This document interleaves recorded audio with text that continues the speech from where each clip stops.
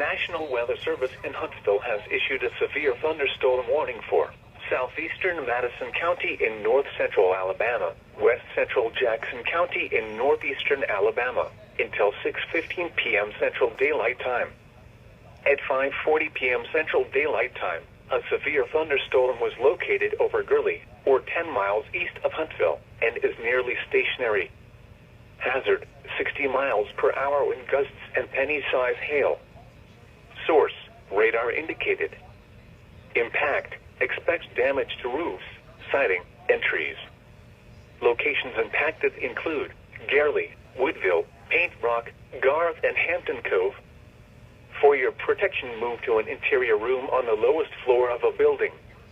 Repeating, a severe thunderstorm warning has been issued until 6:15 p.m. Central Daylight Time for the following counties in Alabama: Jackson and Madison.